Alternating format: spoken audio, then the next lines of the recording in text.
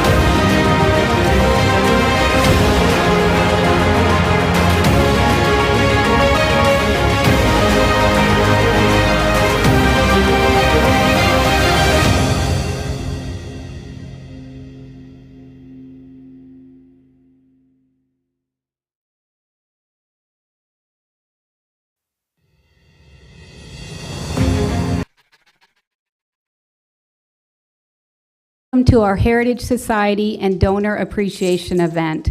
We have such a great turnout tonight, and it is wonderful to be able to gather together here at our Oceanside Training Center with our in-person audience. And we welcome our virtual audience from all around the Southwest region.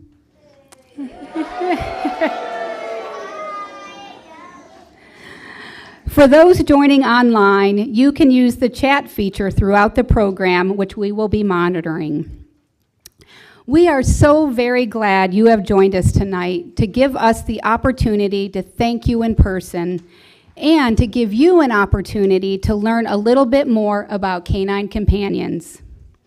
We hope this gathering is another way to give you an insider's view of Canine Companions, because as donors, volunteers, and friends, you are what makes it possible for us to fulfill our mission of providing service dogs to people with disabilities free of charge. I'm Marcelle Millette. I have the privilege of being the executive director here in the Southwest region. From the very first day I joined Canine Companions, I fell in love with our mission. And I'm so honored to be here tonight with so many of our loyal supporters and friends. Before we get started, I'd like to give a few thank yous to some people who are here tonight. First, I'd like to thank the members of our Heritage Society, both in person and virtually, who are here with us tonight. I'm very happy to announce that just tonight, 4 new donors joined our Heritage Society. Thank you so much. I invite all Heritage Society members that are here in person to please stand and be recognized. Don't be shy, please stand up. There's 25 or 26 of you here. Thank you.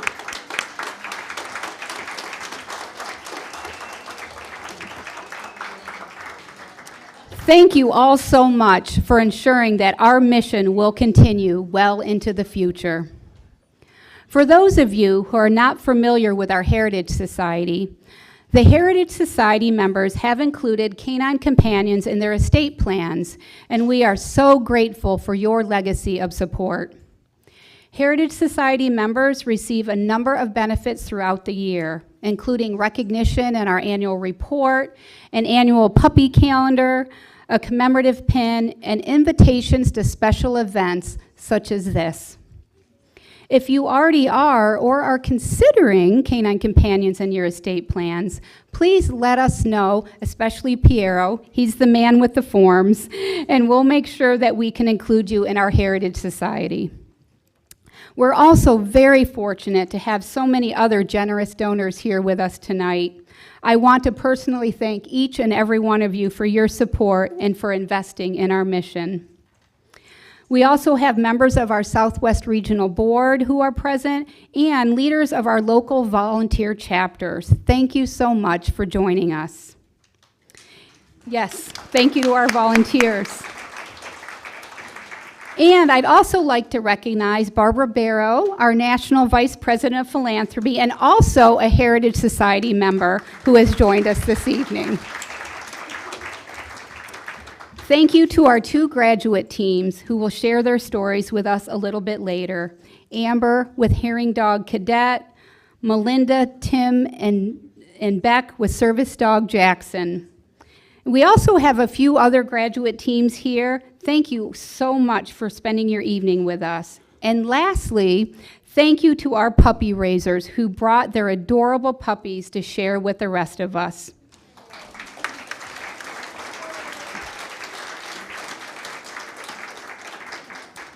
So just a quick refresher about Canine Companions, just to put it all into context. We are a national organization based in Santa Rosa, California, divided up into 6 regions across the country, each with a training center for our service dogs. The Southwest region, which operates here in our campus in beautiful Oceanside, is comprised of 7 states. We currently have a total of 388 active graduate teams here in the Southwest region. We're so very proud of that.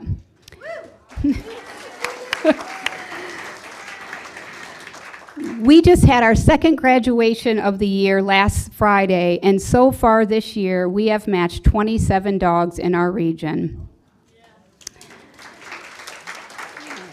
And we have 249 puppies between the ages of 8 weeks and 18 months currently being raised in the Southwest region, several of who are here tonight with us. Those puppies are raised by our selfless puppy raisers. We have an entire army of volunteers. In fact, we almost have 1,000 volunteers in our region, including those who do other important work to support our organization. This event is truly a donor appreciation event, and we genuinely thank you for your financial support now and in the future. Because we don't receive any government funding or medical insurance reimbursements, all of our revenue comes from your giving and allows us to provide these amazing dogs at no cost to the people who need their services. So thank you. Thank you to all of our donors here in the Southwest region for your generosity, and thank you for believing so strongly as you do in our mission. Your giving makes a huge difference in the lives of people throughout the entire Southwest region. Now, let's get on with our program. Tonight, our first presentation focuses on Canine Companions hearing dogs. The Hearing Dog program placed its first dog in 1980 with a black lab named Whistle. Since then, our organization has served 700 teams to date, and currently we have 299 active hearing dog graduates across the country. Throughout the years, we have experimented with almost every breed of dog. Our training methods used to rely on teaching the dog to paw at the handler to alert them to a sound occurring. But by 2000, we switched to standardizing our dogs and training methods by training our labs and golden retrievers that are placed in our other placement categories. The dogs now use their noses to persistently nudge the handler to let them know a sound is occurring. This is less invasive to a handler and more consistent through our program. Tonight, I'd like to tell you the story of Amber and Hearing Dog Cadet. And I'm going to try to get through this story without crying. The story of how one person and one dog, complete strangers, became an amazing team that mutually benefits each of them, her family, and their entire community. This is a story that spans 4 years. And we are pleased that Bauer, Beck, Charlotte, and Keeleen are helping us with our story timeline. I'll let Amber begin the story by taking us back to 2019. Please welcome Amber.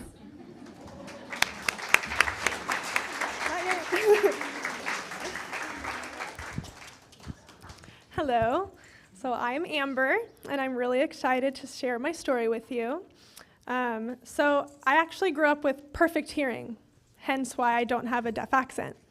I didn't start losing my hearing until I was 19, but back then, I was in denial. I kept thinking, no, there's got to be some explanation. This is only temporary. I'm not going deaf. I'm 19. I'm young. I don't need hearing aids. Hearing aids are for old people. Yeah, I thought all those things. I went to 6 different doctors trying to figure out, okay, why? Why am I losing my hearing? I went to an audiologist, a hearing specialist, an ENT. I had an MRI done. No one could give me answers other than, you're going deaf, it's genetic, and you need hearing aids. So I started realizing, you know what, I am missing a lot of conversation and asking people to repeat themselves a lot. So I gave in and I accepted hearing aids. They help, but they're not an instant fix like many people think.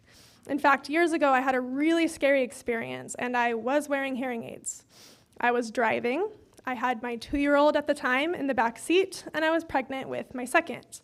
I was approaching a red light that turned green, so I kept going my speed of 45, 50 miles an hour. I was wondering why no one was moving, and I think I even honked entering the intersection like, come on, people, wake up, it's green, pay attention. Then I saw the ambulance. Cars had blocked my view of it, and I did not hear it until it was too late and I was too close. So I slammed on my brakes, I swerved out of the way, drifted in the intersection. I came inches from crashing into them. I remember looking up at the EMTs and them kind of giving me a thumbs up like, you good? And I was just in shock, so I gave them the thumbs up and they went on their way to the emergency. Everyone in the intersection kind of waited to see what I was gonna do. And at that point, I forgot which way I was going, so I just drove through the intersection, pulled over, and started bawling. That was my wake-up call, that I don't hear as well as I think I do. And that was the day I realized hearing aids are not enough. They don't automatically turn up the volume when they realize you're not hearing something. They don't have a mind of their own. They can't alert you when you are missing a sound. But a dog can.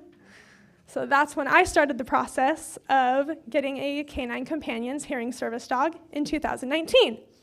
But then COVID-19 happened. When the world was suddenly forced to wear masks, that's when I realized just how hard of hearing I was and how much I relied on lip reading. I didn't even know I was good at it or that I needed lip reading before that.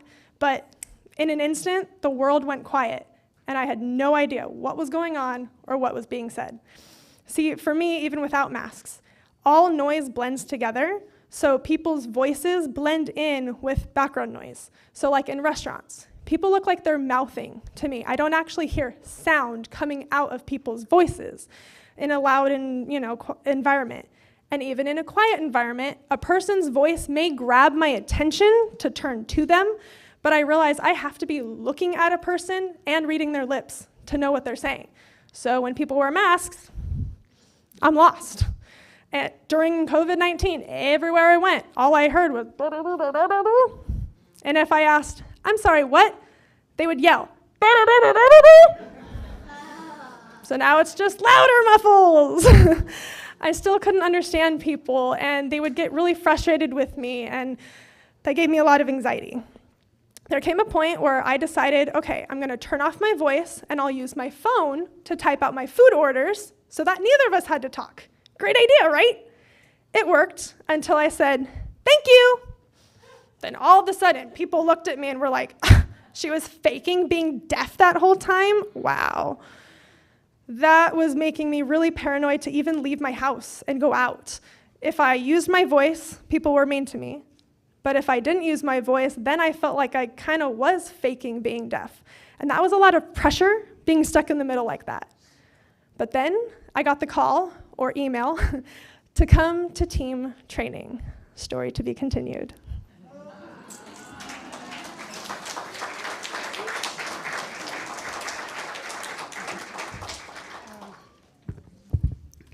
Thank you, Amber. While Amber was applying for a service dog, little Cadet was born in Santa Rosa on February 23rd, 2020.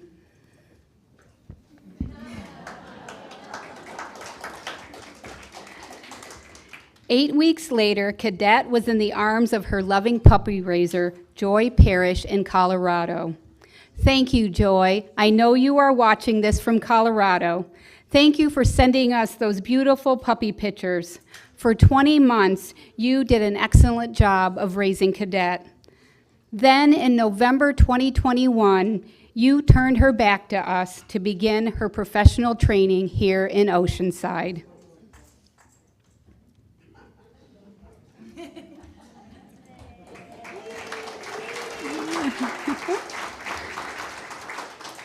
At that time, Cadet was placed into the care of Kate and Cremona, our hearing dog instructor. Please welcome Kate and Cadet. Hello. Oh, that's your mom, I know. So I'm Kate, like Marcel just mentioned, and I had the pleasure of working with Cadet throughout her time in professional training. So I'm going to tell you a little bit about that. Cadet, sit. Not yet. We're not there yet.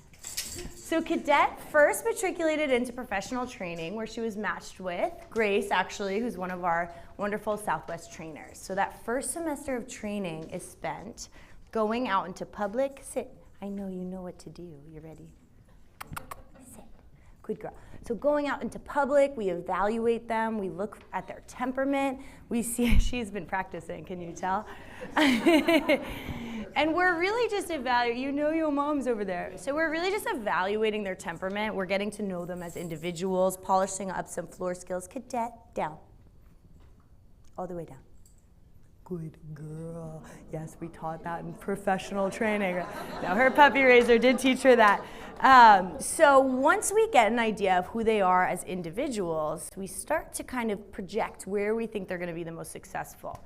So in most of our service dog roles, we look for dogs that are very mellow, stable, calm. They're going to hang out and they're going to wait until their handler calls to them to perform one of the many tasks that they're trained to do.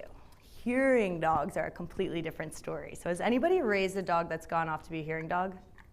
Okay, we got a couple. So these hearing dogs tend to identify themselves pretty early on. And like Marcel was saying, they are tasked with persistently alerting their handler to the presence of a sound in their environment that they wouldn't otherwise hear, and then taking them to the source of the sound. So I'm going to demo, I know you're ready.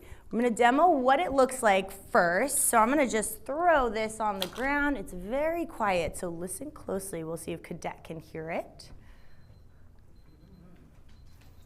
Yes, good girl. What? Yes, good girl, Cadet. Yes, big round of applause for Cadet. You did so good. All right, so that is the basic sound sequence that we're teaching them. And as you can see, she's very excited to get back to her handler, Amber. But when she was in professional training, she didn't know that. So she started out just like the rest of them. Sit. Yes, good girl. She started out just like the rest of them. And with hearing dogs, they tend to identify themselves pretty early on in training. Those of you who have raised a hearing dog know why. And I'll tell you a little bit about that. So the first couple of weeks, typically we have a good idea of who our hearing dogs are going to be. We run them through a test to evaluate their potential in the program. And in that test, we're looking for a few specific traits. So one of the first traits we're looking for is environmental awareness and their interest in novel sounds. So if I ring this doorbell right now, did you see her ears right there? She says, there is something in my environment and I would like to alert Amber to it, right? So she's ready. So we look for their interest or curiosity in novel sounds in the environment, and we also want a dog that's constantly got his head on a swivel. Our service role dogs are typically just mellow. They don't really care about what's going on in the environment. They care about what their handler is telling them to do, but these guys are a little bit more independent. They are thinking for themselves and going, there is something over there. I hear a sound here. I hear a sound here. That's really important because for us, those of us who can hear, we can hear if someone's walking behind us or riding their bike behind us. But for someone that might be deaf or hard of hearing, that could be very startling if someone just comes out of nowhere from behind. So even just having a dog that is aware enough to look behind them and alert their handler in that way to the source of the sound coming up alleviates a lot of anxiety that our clients tend to have out and about in their daily lives. So we look for that interest in their environment and reactions to sounds. We're also going to look at their interaction styles. So are they more of a reserved and shy dog? Or are they going to just get right up into our space? Ooh, Cadet, we need a dog that has no reservations about invading our personal space bubble. They want to be under our skin, right? Because ultimately, we need a dog that's going to wake someone up in the middle of the night. And in that case, they're going to need to do a lot more than just that nudge. I know you know nudge. We want them to get under the covers, to scratch, to dig, to nudge, whatever they need to do to alert our person, Cadet, to something like a smoke detector. And another, yes, big stretch. Another piece of their personality that we're looking for is energy level, work drive, and love of food. So when I look into most of our labs love the food, right? Some of the Goldens, though, don't like it as much. So we're going to see, oh, she loves the food. Oh my gosh, she doesn't even chew it. And you know what? That is a beautiful thing. We love in the test if the dogs do not chew their food. Because that takes away from valuable training time, right? She swallows that whole. That's perfect. These hearing dogs, yes, a good girl. This is what we need in a hearing dog, right? Because they are working constantly. They are never taking time off. They are constantly listening, waiting to react to a sound in their environment, regardless of what they're doing. Whether they are playing fetch, whether they are playing with another dog, cuddled up on the couch, or even passed out in the middle of the night, we need them to hear one of those trained sounds and stop what they're doing. So we use a lot of food in that training, and we need those dogs that have the amount of energy because mental work is exhausting. It tires them out, so we need one with a high work ethic that's gonna keep wanting to work no matter what they're doing. So Cadet was run through this test, and she naturally passed it with flying colors, right? Round of applause for Cadet. Good girl, Cadet, it's you. All right, so she passed her test with flying colors, and then I got to start training her the hearing dog work. So we start with that basic alert. Nudging me persistently, alert. Yeah, alert. Yeah, yes. Okay, I'm looking for bruises. That's the kind of alert that I want, and Cadet has given me 1 or 2 bruises in her time in professional training. So we're looking for that persistent alert We're looking for the what. They can locate and discriminate different pieces or different sounds in their environment. And we train them 5 basic sounds. So timer, doorbell, cell phone alarm, key drop, and a door, did I say? Oh, and a door knock. Okay, we train them 5 basic sounds, and we train them the basic sound work game. And once she understands that game, we do it everywhere. I sit in a dorm room, and I set a timer for 30 minutes, and I let Cadet get completely distracted, and I twiddle my thumbs for 30 minutes until that sound goes off. And then we work on getting her to understand that she can independently hear the sound and alert me. She doesn't need me to cue her, because ultimately, her handler is not going to hear the sound going off in the environment, and she needs to make that decision on her own. Regardless of if she was just told to go onto her bed and stay or go into it down and stay, she has to say, nope, I know what's more important, and I have to alert you to this sound. So we did that in the dorm rooms. We did that in this training room. We did it while we were playing fetch, playing with 10 other dogs. Went to the pier, harbor, all of those places. Cadet was always ready to be matched as a best friend. She always had that cuddly, adorable demeanor that you're seeing right here. But then after a couple months, she proved that she was ready to be someone's ears and for her forever person. You're done.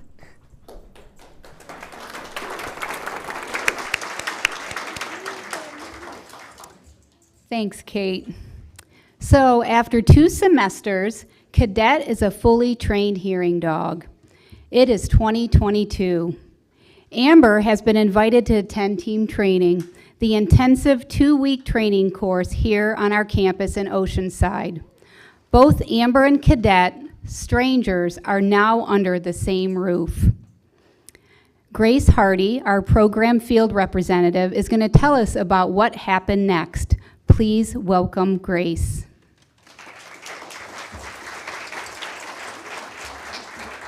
I know. Sit. See if I still remember how to do this. Down. Down. Good girl.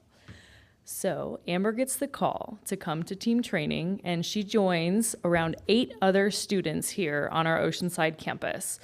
She will spend the course learning how to properly care for and even evolve the training of Cadet, which is a lot different and more intensive than a pet dog. We're not 100% sure Cadet will be placed with Amber until the 2 of them meet in person. And once that happens, the trainers will see the magic, they'll make that placement call, and Amber will begin her training with Cadet under heavy supervision and direction from her class instructors. So Cadet is fully trained now, thanks to Kate. But now it's Amber's turn to learn Cadet's cues, her quirks, and they begin to work together as a team in that sterile environment. Amber and Cadet will go on several public outings during the course to practice maintaining proper service dog etiquette. She will learn how Cadet responds to sounds and how to train her own personal sounds for Cadet once she returns home as well. Amber and Cadet must pass a practical and written test in order to graduate, and of course, like Cadet, they pass with flying colors. After graduation, we will continue to check in with Amber through email, phone, and finally an in-person meeting at around 6 months. We, as Canine Companions, are always here to make sure that Amber and Cadet are still working well together as a team. We will continue to check in with them in person every few years for as long as Cadet remains an active service dog, which will be until she's about 11 or 12. So we are going to recreate the graduation moment. So I will be representing Joy Parrish. Hi, Joy. So I'd like to invite Amber to come up to the stage. And they get to graduate.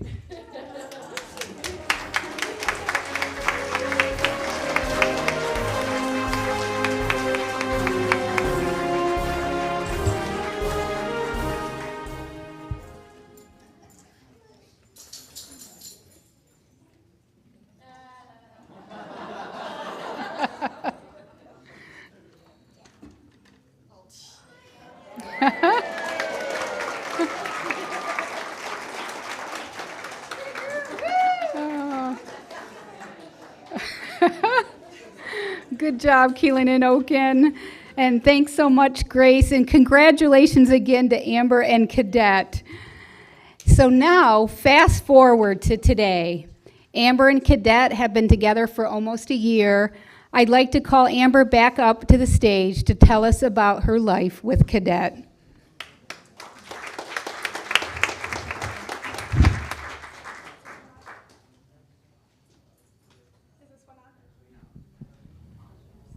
Do I need to there it is. Let's go.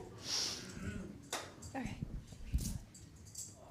There we go. Okay, so Cadet was the first dog that I met at team training out of the 8 that we saw during rotations, because I think they thought that she was going to be my dog. They had a hunch.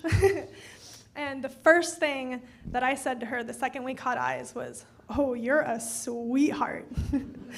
And that's actually her name sign. So in deaf culture and in sign language, it's how you sign a name versus spelling it over and over again. You typically use the first letter of the name, so C for Cadet, and the sign usually represents the person either physically, emotionally, personality-wise, or has some sort of connection to them. Now, in deaf culture, only deaf people can give out name signs, and you have to earn them. They're special. So no, I'm not giving name signs out tonight. But there was a group of us in class that we all use American Sign Language. So we got together and we discussed all of the dogs' personalities and whatnot, and we gave them all name signs.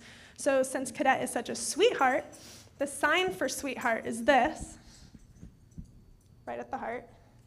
And so the name sign, you take that letter and it mimics the sign. So sweetheart becomes squish, squish the heart. So that's her name sign. Not only is she a sweetheart, but she is my ears. She's my alarm clock in the morning. She gives me peace of mind at night. She alerts me to someone knocking on the door, ringing the doorbell, timers in the kitchen, dropped keys. She's learning my name, like in restaurants. Order for Amber. Oh, now she's going to do it. Do it one more time. Order for Amber. Yes, good. She's like, wait, I was alerting you. And of course, the big one that I know you all are wondering, she alerts me to sirens when I'm driving.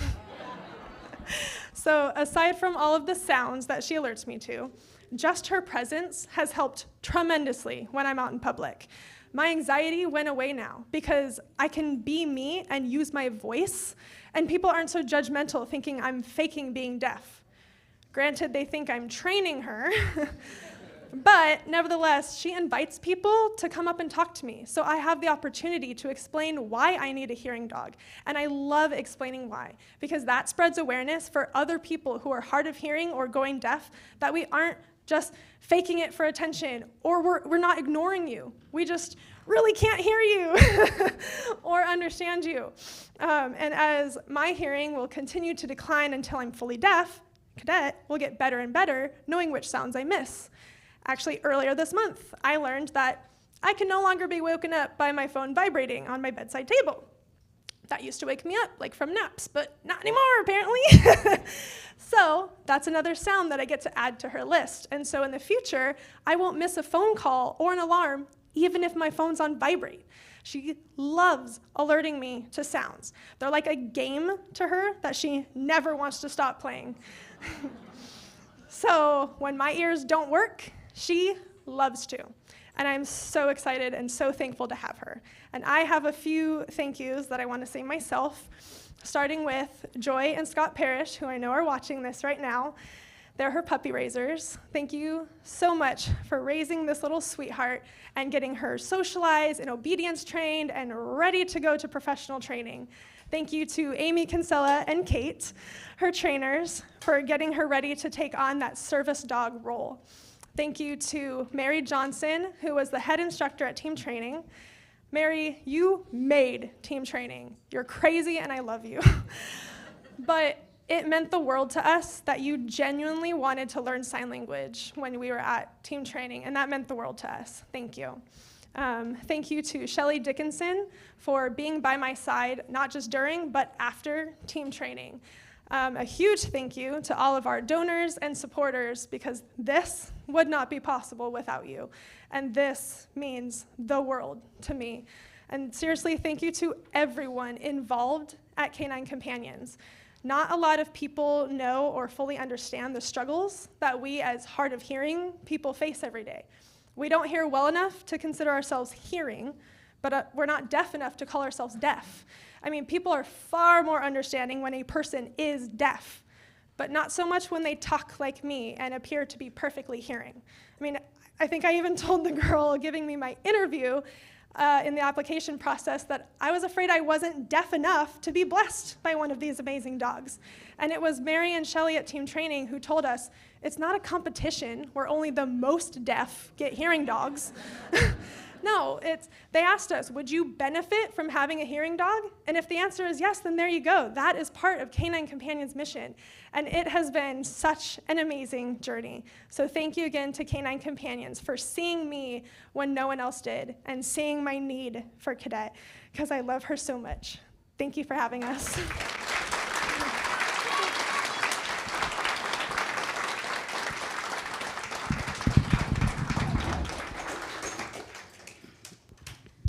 Okay. Thank you so much, Amber.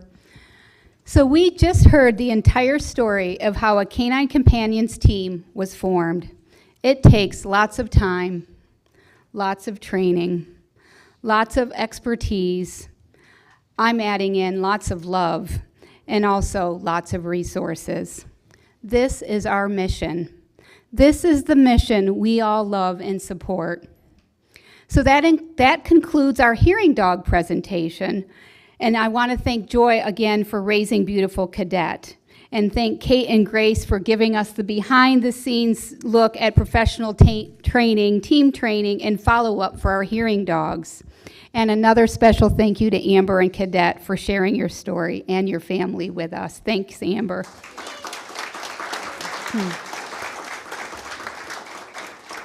So tonight, we're fortunate to have another one of our graduates here who is willing to share their story and talk about how their service dog has made a difference in their family's life.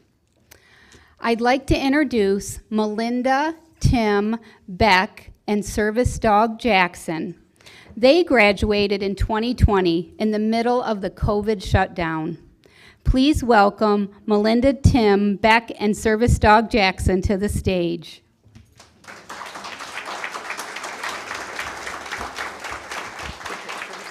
Okay.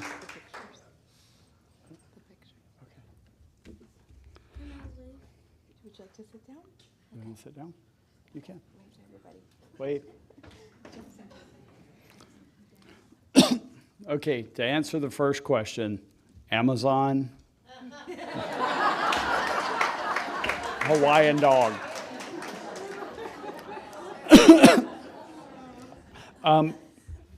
We just want to take a few moments to kind of just share our journey. First of all, I just want to say thank you for giving us this opportunity to share. And thanks to all of the Canine Companions' loyal and generous supporters for supporting this mission that means everything to us. I'm Tim. This is Melinda. She's supposed to be over here because I was practiced this way. And we are here with our 10-year-old son, Bauer, and Beck, who is the recipient of his service dog, Jackson the 8th. Jackson has been one of the biggest blessings our family has ever received, and for that, we share our sincerest thanks.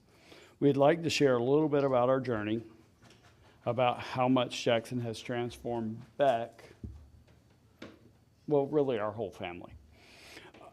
Beck lives with a few neurological disorders, with epilepsy and autism impacting his daily life. He was matched with Jackson at age 6 during the middle of a pandemic, and other than a few hours a week in a cohort on campus, he was at home. Prior to Jackson, Beck participated minimally with online lessons, was pretty much isolated in our home. Our family looked forward to team training and could have never expected how much our life would change when Jackson came home with us. Beck struggled a lot with transitions, independence, focus, and connecting with his peers. He was easily overwhelmed and was dysregulated often. All this changed when Jackson entered our lives. Beck was no longer putting up a fight to go to school. Jackson served as a social bridge to peers and school staff. Beck never misses an opportunity to introduce Jackson and show off some of Jackson's commands, or mans as he likes to say. Thus connecting with others. Speech and therapy sessions became something that Beck looked forward to because he had new goals, working on the words sit, stay, speak, stand. Those pesky S's get in his way, in Beck's way sometimes. Most of the time they come out it, tay, beak. Turn taking and waiting in line, something that's very difficult before Jackson, became easier and easier. Jackson has become quite the competitive Uno and Kerplunk player along the way. Beck is now homeschooled. He has over 20 hours of therapies and specialized instruction each week. Some days it's a lot to handle. Some days I'm not even sure what's going on in that. But Beck never has to go it alone because Jackson is always right there under his feet, under his desk, or right beside him. Beck shies away from reading aloud to others, but guess who he'll read to over and over until he gets the words just right? You guessed it, Jackson. Jackson's even learned to kind of nudge him when it's time to turn a page, and Beck's not quite ready to turn. A great motivator when Beck is running out of steam. Before Jackson, running errands and being in the community was full of challenges for Beck. It's close to a nightmare, really. But Jackson has given Beck something to focus on, a job to do, and a calm when he becomes overwhelmed or tired. Beck is learning to do chores and assist with the day-to-day care of Jackson. He is far more active now that Jackson needs a walk, and following multiple step directions is improving executive functioning skills with the responsibility of taking care of Jackson. Beck has even learned to tolerate the never-ending Jackson hair. Something quite problematic for someone with sensory challenges. Jackson has been with Beck through some of the scariest and hard times. Trips to the emergency room, painful medical procedures, tests, long car rides to and from medical appointments. Before Jackson, Beck often just refused to get out of the car for appointments. It was a fight, even with coaxing, even with promising a milkshake afterwards. He didn't want any part of it. That has completely vanished now that Jackson is with him. There are people for Jackson to meet. Last year, we had to travel across the country for epilepsy testing and surgery. The real MVP of that trip was Jackson. We are grateful for the support Jackson provided during the endless days stuck in the hospital bed. We will never forget when Beck was in the recovery room and his nurse was having difficulty having Beck wake up. The anesthesia wasn't wearing off, and we needed to have him wake up. With one jump command, Jackson was laying on top of Beck, softly giving Beck kisses. Beck opened his eyes, and we were overjoyed. Jackson never left Beck's side as he recovered from surgery. The perfect companion. Beck's disabilities contribute to Beck being tired. Change, his affect, and mood can be debilitating. Jackson leans into Beck during those hard times and can cheer him up better than anyone else can. Lastly, I want to speak to the valuable continued support that Canine Companions provides to our team. The Southwest team is amazing at helping us with advocacy, training tune-ups, and are intentional to make sure that we have everything we need throughout this journey.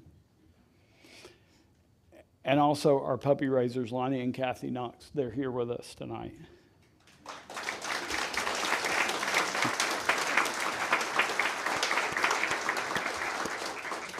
You know the love and care that you extend to our family is a lifeline that we are blessed to have in our lives. We have countless stories of how Jackson has impacted Beck's life. Jackson has not just improved Beck's quality of life, but our entire families. And tonight we want to say thank you. Sometimes the words thank you, those two little words, don't seem adequate. They just seem small. This is one of those moments. The life that we've been given, thanks to you who have donated and cared for somebody you didn't even know. The words thank you are just very, they don't seem adequate enough, but it's the only words we can say. It inspires us daily. So I'll leave you with thank you.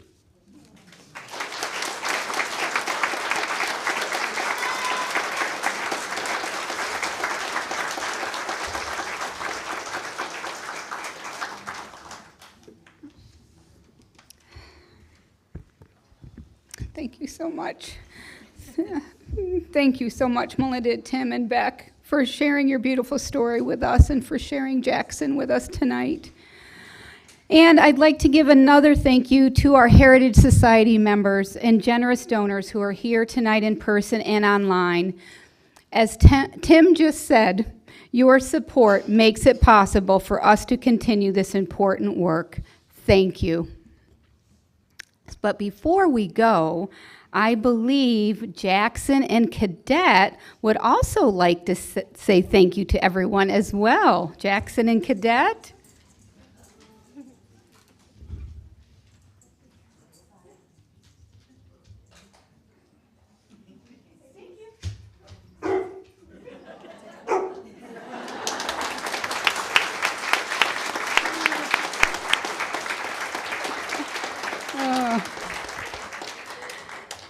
Thank you so much. Thank you for joining us tonight, and thank you for supporting Canine Companions. Good night.